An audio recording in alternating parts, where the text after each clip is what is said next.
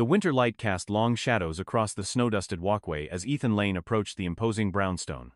His breath formed small clouds in the frigid air as he hesitated at the ornate door. This wasn't his world, these manicured hedges, these polished stone steps.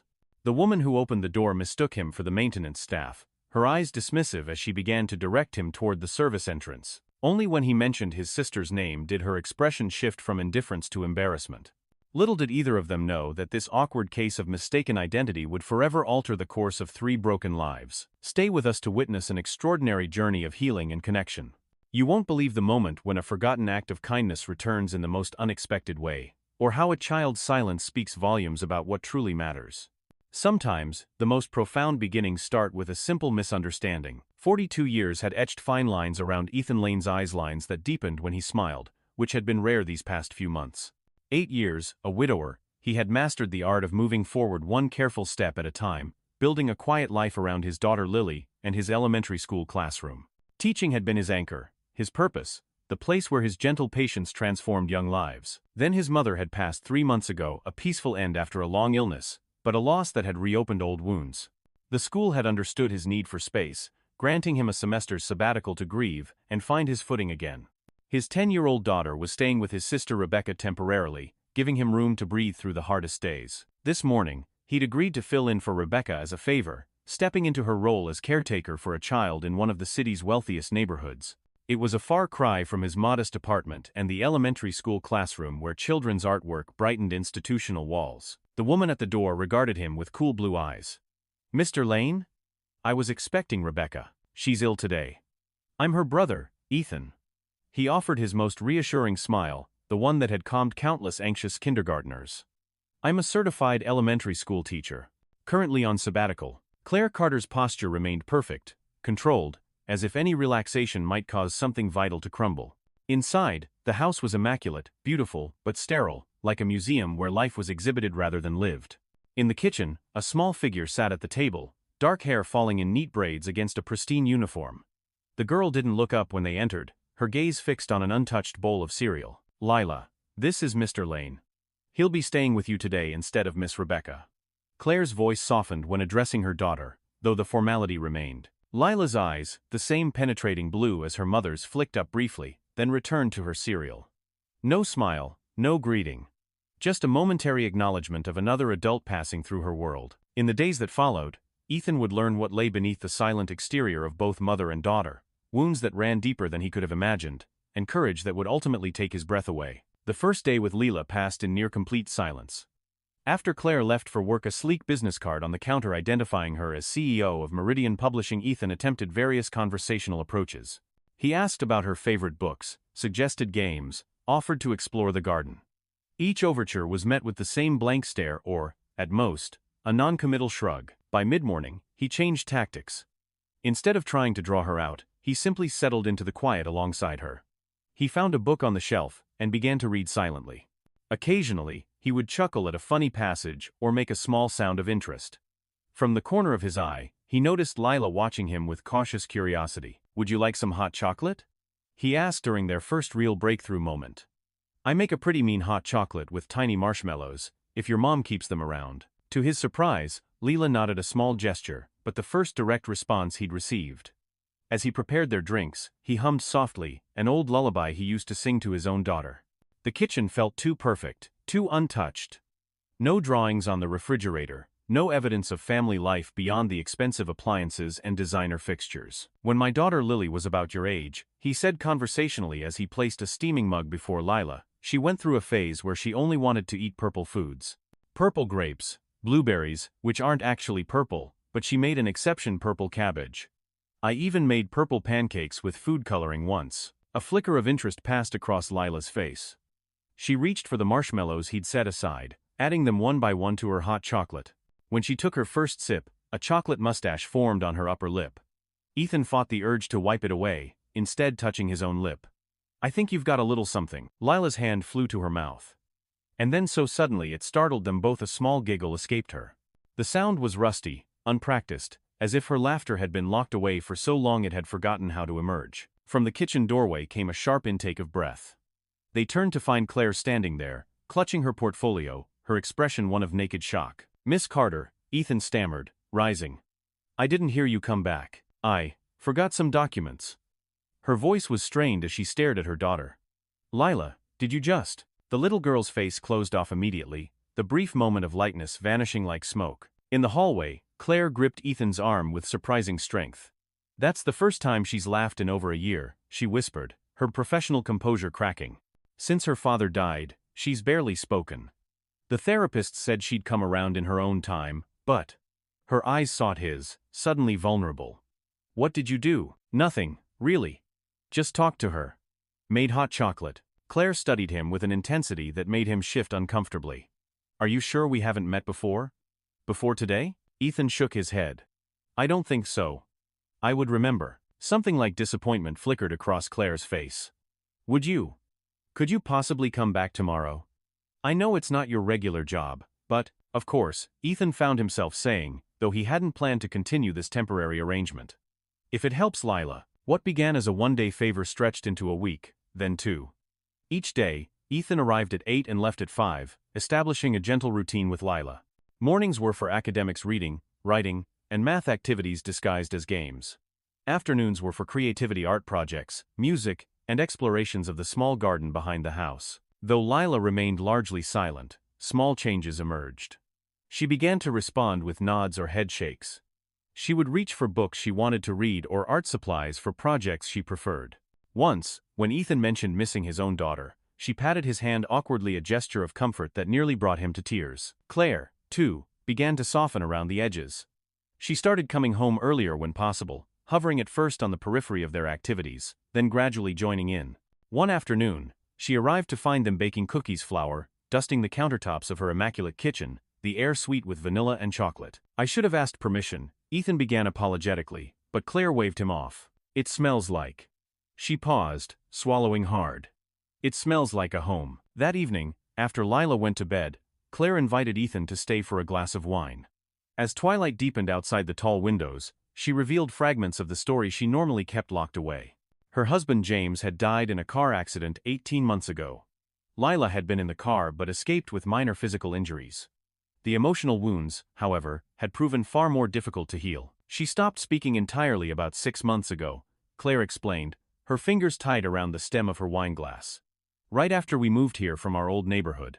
The therapists say it's selective mutism, a response to trauma. They keep telling me to be patient, but sometimes I wonder if I'll ever hear her voice again. She's still in there, Ethan assured her. Today she helped me choose which book to read. She has opinions, preferences. She's just found it safer not to express them out loud. How do you know so much about this? Claire asked, studying him over the rim of her glass. My wife died when our daughter was 3. Cancer.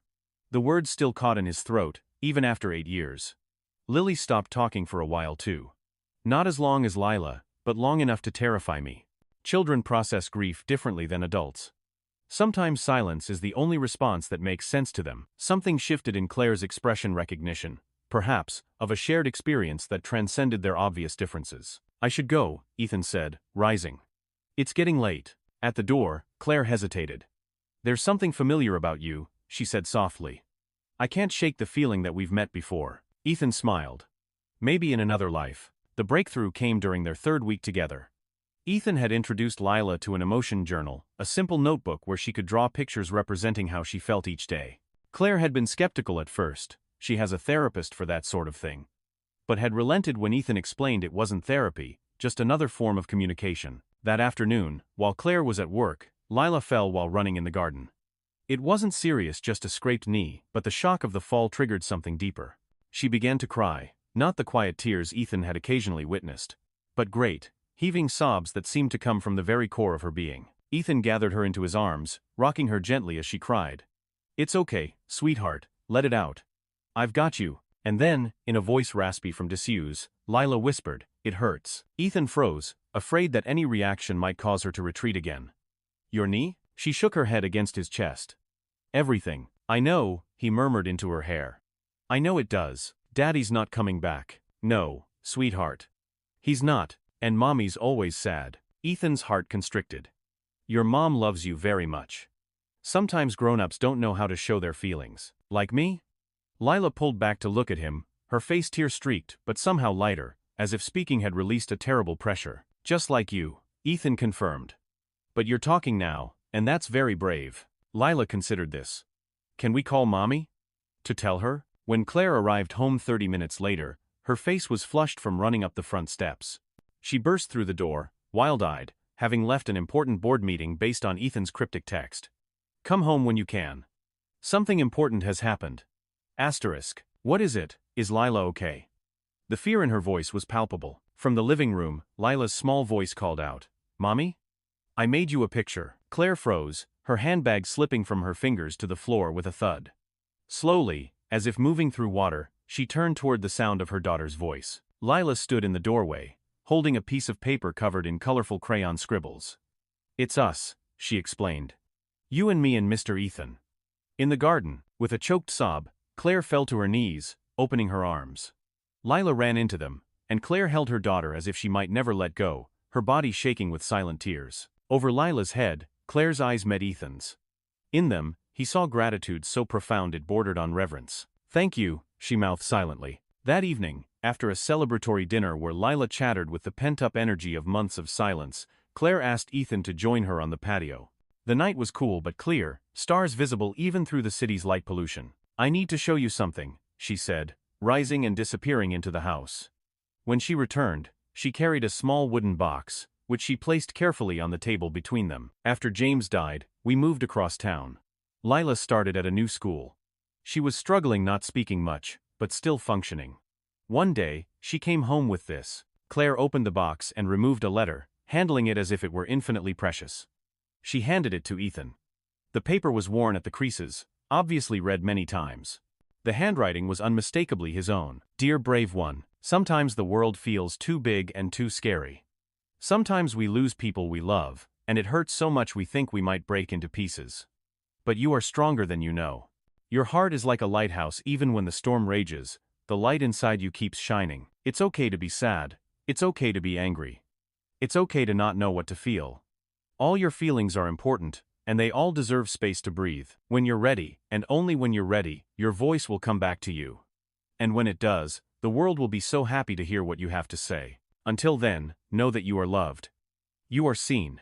You are not alone. With care and belief in you, Mr. E. Ethan's hands trembled as recognition dawned. I wrote this, he whispered. 2 years ago. There was a little girl at our school, we never knew her name. She'd lost someone and stopped speaking. The counselor mentioned it in the teacher's lounge. I wrote this letter and asked her to pass it along. That was Lila, Claire said, her voice thick with emotion. After James died, I enrolled her in a new school, hoping a fresh start would help. That letter, she carried it everywhere for months. Slept with it under her pillow. It was the only thing that seemed to comfort her. I had no idea. When she transferred again, after we moved here, the letter got lost in the shuffle. She was inconsolable. That's when she stopped speaking entirely. Claire wiped a tear from her cheek. And then you walk into our home, and she laughs for the first time in over a year. Speaks for the first time in 6 months. I never knew if the letter helped, Ethan admitted.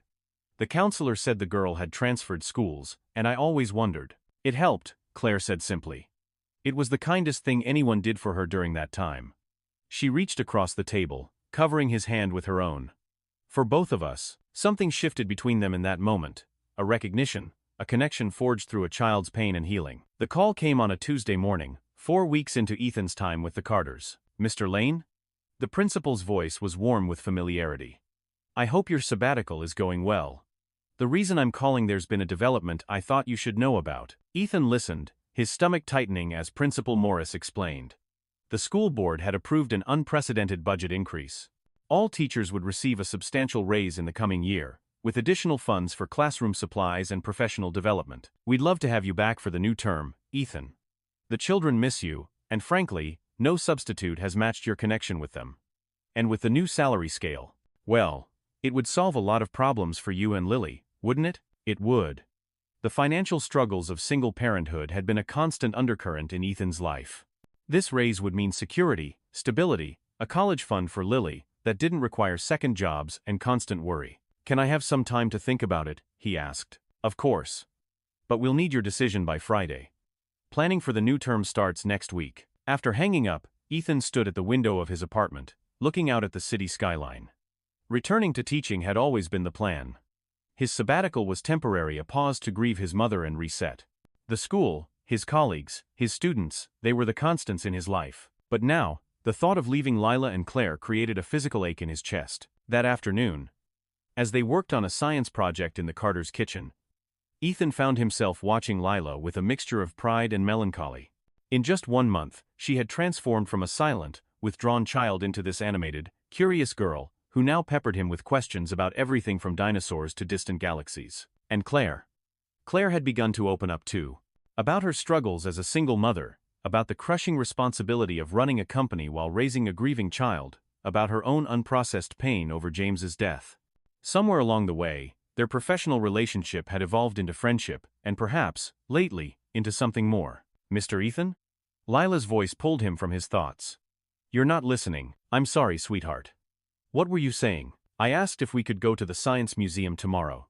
They have a new dinosaur exhibit. That sounds fun, but you should check with your mom first. Check with me about what? Claire appeared in the doorway, home earlier than usual. Her smile faded as she caught sight of Ethan's expression. Is everything okay, Mommy? Can we go to the Science Museum tomorrow, please? Lila bounced in her seat. Let me talk to Mr. Ethan first, okay? Why don't you go wash up before dinner? Once Lila had left the room, Claire turned to Ethan. What's wrong? He hesitated, then decided on honesty. I got a call from my principal today. They want me back for the new term. With a significant raise. Oh. Claire's face went carefully blank. When would you start? Planning begins next week. Class is the week after. I see. She busied herself with removing her coat, hanging it with precise movements. Well, that's wonderful news. Congratulations, Claire. We always knew this was temporary, she said briskly, not meeting his eyes. Lila speaking again. She's made tremendous progress. She'll be fine, will you?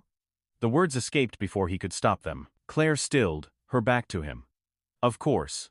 We were managing before you came.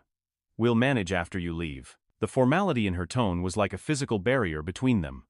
This was the Claire he'd first met, controlled, remote, protecting herself from vulnerability. I haven't given them an answer yet, he said. Now she turned, her expression softening slightly. But you will. And you should. It's a good opportunity, Ethan. Stability for you and Lily. She was right, of course. The practical choice was clear. Yet as he drove home that night, the right decision had never felt so wrong. The next day passed in strained normalcy. Ethan and Lila worked on her reading skills in the morning, then baked cookies in the afternoon. When Claire came home, she maintained a careful distance, her smile not quite reaching her eyes. After Lila went to bed, Claire handed Ethan an envelope. What's this? He asked. Your final payment, plus a bonus. For everything you've done for Lila. The businesslike transaction stung.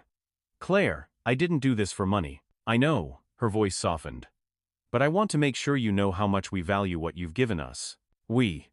Not I. I should go, he said, suddenly needing to escape the suffocating formality between them. Early day tomorrow, Claire nodded, maintaining a careful distance as she walked him to the door. Will you come say goodbye to Lila tomorrow afternoon? Before you make your decision final? Of course. They stood awkwardly in the foyer. Weeks of growing intimacy suddenly evaporated. Ethan, Claire began, then stopped herself. Thank you, for everything. He wanted to pull her into his arms, to tell her that the thought of leaving them was tearing him apart. Instead, he nodded stiffly, and walked out into the night. At home, Ethan sat at his kitchen table, the envelope untouched before him. Inside lay financial security, an acknowledgement of services rendered, a clean break. The proper ending to a temporary arrangement. With a sudden surge of frustration, he pushed the envelope away, and pulled out a sheet of paper. If he couldn't say what he needed to say in person, perhaps he could write it just as he had once written to an unknown little girl in pain. Dear Claire, some people come into our lives for a reason, for a season, or for a lifetime. When I agreed to help Rebecca that first day, I thought you and Lila would be for a reason, a brief encounter, a good deed, nothing more. I never expected you both to become so essential to my happiness, to rearrange the furniture of my heart to make space for yourselves. I never expected to find myself at this crossroads, torn between the safe, familiar path, and the one that terrifies and exhilarates me in equal measure. The practical choice is clear. Return to my teaching position, accept the raise, provide stability for Lily. It's the responsible decision, the one that makes sense on paper, but paper can't capture the way my heart lifts when Lila masters a new concept, or the peace I feel sitting with you on the patio after she's gone to bed. It can't measure what I would be leaving behind. I don't know what the future holds.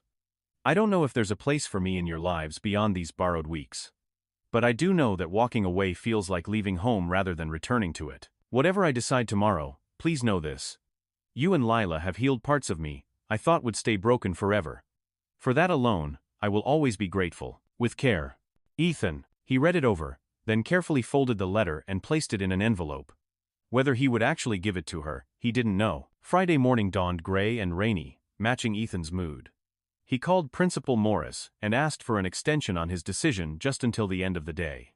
Then he drove to the Carter's house for what might be the last time. Lila greeted him with her usual enthusiasm, oblivious to the undercurrents between the adults. Claire had already left for work, leaving a note about being home early for their farewell dinner. The day passed both too quickly and too slowly. Ethan found himself treasuring every moment with Lila, mentally cataloging her expressions, her questions. The sound of her laughter. By afternoon, a leaden weight had settled in his chest. At 4 o'clock, as they were cleaning up from their art project, the doorbell rang. Ethan opened it to find a courier holding a large flat package. Delivery for Ethan Lane? Puzzled, Ethan signed for the package and brought it inside. Let's see what this is, shall we? He said to Lila, who was watching curiously. The package contained a framed letter, his letter to Brave One from 2 years ago. But now it was mounted alongside a new edition. A child's drawing of 3 stick figures holding hands. Underneath, in Claire's elegant handwriting, were the words, "To the man who gave my daughter back her laughter, and showed me how to find mine again." Asterisk. Ethan stared at it, his vision blurring. "Mommy and I made it," Lila said proudly. "Do you like it?" "I love it," he managed, his voice thick. "Mommy said we should give it to you to remember us. But I told her you don't need to remember us if you stay." Lila looked up at him, her blue eyes suddenly serious. "Are you going away, Mr. Ethan?" Before he could answer, the front door opened, and Claire appeared, looking windblown and slightly frantic. "I'm sorry I'm late," she said breathlessly. "The meeting ran over, and then traffic was." She stopped abruptly, noticing the framed letter in Ethan's hands. "Oh. You got it." Ethan looked from the frame to Claire, his heart hammering in his chest. "It's beautiful. Is Mr. Ethan leaving us, Mommy?" Lila's voice was small but direct, the question hanging in the air between them. Claire knelt to her daughter's level. "Mr. Ethan has his own job, sweetheart. His school needs him back, but we need him too," Lila insisted, her lower lip trembling. "Lila, why don't you go up to your room for a little while?" Claire suggested gently. "Mr. Ethan and I need to talk. Grown-up stuff." "You're going to make him leave," Lila accused, tears welling in her eyes. "No one is making anyone do anything," Ethan interjected, setting down the frame and kneeling beside Claire. "This is just a conversation, okay?" Reluctantly, Lila trudged upstairs, glancing back at them with worry etched across her small features. When they were alone, Claire turned to him, her professional composure cracking. "I'm sorry about the frame," Lila insisted. "I should have asked if it would make things more difficult for you." "It's not difficult," Ethan said softly. "It's perfect." Claire's eyes searched his. "You have to make your decision today, don't you?" "Yes, and you're going back to the school." It wasn't a question, but a statement of what she believed to be inevitable. Ethan hesitated. That was the plan. Something in his tone made Claire look up sharply. "Was?" He took a deep breath. "I wrote you a letter last night. After I left." He pulled the envelope from his pocket. "It probably doesn't make any sense. It's just what I couldn't say out loud." Claire took the envelope with trembling fingers. "May I?" Ethan nodded, his throat suddenly dry. She read it once, then again, her expression shifting from uncertainty to something softer, more vulnerable. When she finally looked up, her eyes were bright with unshed tears. "Ethan, She stopped, seemingly at a loss for words. "I don't want to be the reason you give up security, a career you love. What if there's something I might love more?" The words hung between them, fragile and enormous. Claire stepped closer, close enough that he could see the flecks of gold in her blue eyes. "When James died, I thought that was it. One chance at happiness, gone. I built walls around Lila and myself. Kept us safe. Kept us functional." Her voice wavered. "Then you walked through our door, and everything changed." "Claire, let me finish," she said, her voice strengthening. "I'm not good at this, at being vulnerable. At letting people in, but these past weeks, watching you with Lila, feeling myself come alive again." She drew a shaky breath. "I don't want to lose that. I don't want to lose you. Ethan's heart soared. What are you saying? I'm saying that if you're considering an alternative to going back to your school. If you're thinking about staying. Claire faltered, then reached into her bag and pulled out an envelope of her own. I wrote something too. She handed it to him, her fingers lingering against his. Read it. Please. Ethan opened the envelope, unfolding a single sheet of cream-colored stationery. Dear Ethan, there are practical reasons why you should take the teaching position. Security. Stability. A return to the familiar. I respect those reasons. I would never ask you to set them aside lightly, but there are also reasons less practical, perhaps. But no less real why the thought of you leaving creates a hollow space inside me that I'm not sure I can fill again. When James died, I thought I understood grief. What I didn't understand was how to live with it, how to be both a grieving widow and a present mother, both a capable CEO and a vulnerable woman. I built a life of careful compartments, never allowing myself to fully inhabit any single one for fear the others might collapse. You changed that. You showed Lila how to express her feelings when words failed her. You showed me how to be present even when it hurts. You created a space where healing could happen not through grand gestures, but through hot chocolate with too many marshmallows, through paper snowflakes on kitchen tables, through the simple act of bearing witness to our pain without trying to fix it. I don't know what the future holds. I don't know if what I'm feeling is real or just gratitude magnified by circumstance. But I do know this. When you're here, our house feels like a home again. When you're here, I remember how to breathe. Would you stay? Not just for her. For me, too, Claire. Ethan looked up from the letter, his heart full to bursting. Yes, he said simply. Yes? Claire's voice was barely audible. Yes, I'll stay. He moved toward her, closing the distance between them. I'll need to call the principal. Make arrangements for Lily to join us here sometimes. Figure out what I'll do for work, maybe private tutoring, or… Claire silenced him with a finger to his lips. We'll figure it out. Together, and then she was in his arms, her face tilted up to his, her eyes asking a question his heart had already answered. When their lips met, it felt like coming home after a long journey, familiar and new all at once. They broke apart at the sound of a small gasp from the stairway. Lila stood watching them, her eyes wide with wonder. Does this mean Mr. Ethan is staying? She asked, hope making her voice tremble. Claire held out her hand, inviting her daughter to join them. Would you like that? Lila didn't answer with words. Instead, she ran to them, flinging herself into their embrace with such force that they all nearly toppled over. Ethan lifted her up, and the three of them stood in a circle of arms, of shared breath, of tentative new beginnings. You were never just temporary, Claire whispered against his shoulder. Outside, the rain had stopped, and late afternoon sunlight streamed through the windows, painting everything in golden light. In that moment, Ethan knew with absolute certainty that he had found his way home, not to a place, but to these two people who had somehow become essential to him. 6 months later, the brownstone had transformed. Where once there had been sterile perfection, there was now joyful evidence of life being lived. Lila's artwork covered the refrigerator. Books and games spilled from shelves that had previously displayed only carefully curated objects. The garden behind the house bloomed with wildflowers that Lila had insisted on planting because they're free, like us now. Ethan had started a small tutoring service, working with children who, like Lila, needed more personalized attention than traditional classrooms could provide. His daughter Lily spent weekends and school holidays with them, forming a surprising bond with Lila despite their age difference. Claire had restructured her work schedule, delegating more to be present for family dinners and weekend adventures. The rigid compartments of her life had given way to a more fluid existence where CEO and mother, grieving widow and new partner could coexist without threatening each other. One evening, after the girls had gone to bed, Claire found Ethan on the patio, staring up at the stars. "Penny for your thoughts," she said, settling beside him. "Just thinking about how life works out sometimes," he replied, drawing her close. "How the worst days can lead to the best ones. How temporary arrangements can become permanent." Claire smiled against his shoulder. "When you walked through our door that first day, did you ever imagine we'd end up here?" "Not in my wildest dreams," Ethan admitted. "But now I can't imagine being anywhere else." On the anniversary of their first meeting, Claire presented Ethan with a small, leather-bound book. Inside, she had collected memories from their months together, Lila's drawings, photographs, notes they had written to each other. The final page held a letter, penned in her elegant hand. "Dear Ethan, 1 year ago, you walked through our door as a substitute, a temporary solution to a practical problem. You were supposed to be here for a day. Instead, you became our forever. Before you, grief was something Lila and I carried alone, in separate silences. You taught us how to share it, how to honor it without being defined by it.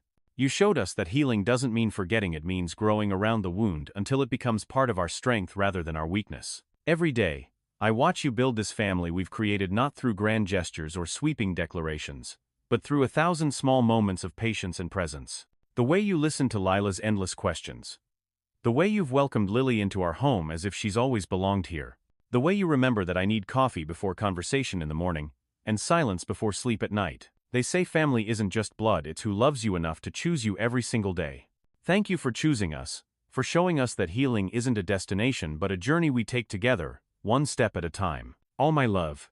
Claire. Ethan read the letter twice, then looked up to find Claire watching him, her eyes soft in the lamplight. I've been thinking, she said, taking his hand, about making this official. Not because we need papers or ceremonies to be a family, but because I want the world to know what we already do, that we belong to each other now. Ethan's heart swelled. Are you proposing to me, Miss Carter? Claire smiled, the full, unguarded smile that still took his breath away. I believe I am, Mr. Lane. Instead of answering with words, Ethan reached into his pocket and withdrew a small velvet box.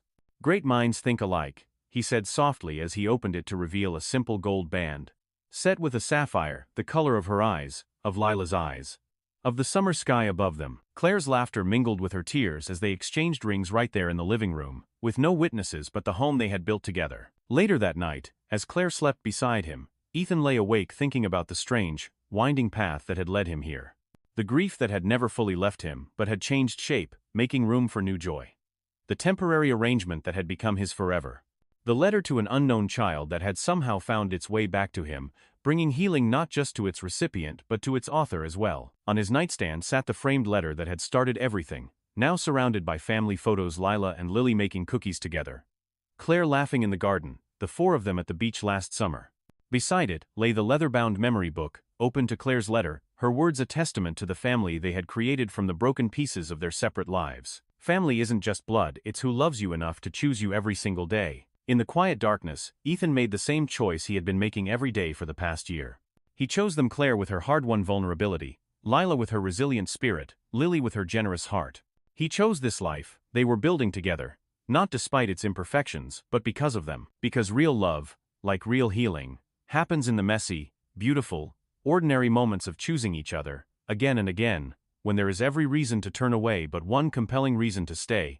The knowledge that some temporary arrangements are always meant to be permanent. Morning light filtered through the curtains as Ethan woke to find Lila standing beside the bed, clutching her stuffed elephant. Dad, she whispered, testing out the name she had only recently begun to use. Can I show you something? Careful not to wake Claire, Ethan slipped out of bed and followed Lila to her room. On her desk lay an open notebook, her emotion journal, the one they had started together all those months ago. She flipped to the latest entry, a colorful drawing of 4 stick figures, holding hands under a rainbow. It's us, she explained, pointing to each figure in turn. You and Mom and me and Lily. And look, she turned to the first page, where dark scribbles had once represented her sadness. I was so small then. In my feelings. You've grown, Ethan agreed, marveling at the contrast between those early dark pages and the vibrant illustrations that filled the book now. Lila nodded solemnly. You know what I think? I think Dad is watching us from heaven, and he sent you to us, because he knew we needed someone to help us remember how to be happy. Ethan swallowed the lump in his throat. What do you think about that? About having 2 dads, one in heaven and one here with you? Lila considered this with the clear-eyed wisdom that sometimes startled him. I think I'm lucky, she said finally. Some kids don't even have one dad who loves them, and I have 2. As they stood there in the early morning light, Ethan realized that this moment of quiet understanding with a child who had once been silent with grief was the true miracle. Not the grand romantic gestures or the life-changing decisions, but the small, sacred moments of connection that healed them all, one heartbeat at a time. Later that day, as the 4 of them planted flowers in the garden, Claire and Ethan working side by side, while Lily helped Lila carefully pat soil around delicate seedlings. Ethan thought about all the families that existed in the world. Some bound by blood, others by choice. Some finding each other through chance encounters, others through years of shared history. All of them imperfect, all of them precious in their own way. He thought about the letter that had traveled across time and space to bring them together. About how a simple act of kindness, offered to a stranger in pain, had returned to him multiplied beyond measure. About how sometimes the most profound beginnings start with a simple misunderstanding, a case of mistaken identity, a temporary arrangement. A substitute stepping in for just one day. As if sensing his thoughts, Claire looked up from her planting, soil smudged across her cheek in a way that would have horrified the polished CEO he'd met a year ago. She smiled at him, a private smile, full of promise and memory, and in that moment, Ethan knew with absolute certainty that he was exactly where he was meant to be. Not because fate had decreed it, but because they had all chosen it, day after day, through grief and joy, through silence and words, through the letters they kept and the love they built together. Have you ever been misunderstood, only to find that the misconception led to something beautiful? Or perhaps you've experienced how healing can come from the most unexpected sources, a stranger's kindness, a child's wisdom, a letter written from the heart. Maybe you've discovered that family isn't always defined by blood, but by who stays beside you when the world feels too big and too scary. Remember Ethan and Claire's story when you face your own crossroads between the practical choice and the one your heart whispers to make. Remember Lila's journey from silence to speech, from darkness to light. Remember that healing doesn't mean forgetting, it means growing around the wound until it becomes part of your strength rather than your weakness. And most of all, remember that sometimes, the most profound connections begin with what seems like a temporary arrangement, a substitute stepping in for just one day, a letter written to an unknown child, a helping hand extended without expectation of return. Because in the end, family isn't just blood, it's who loves you enough to choose you every single day.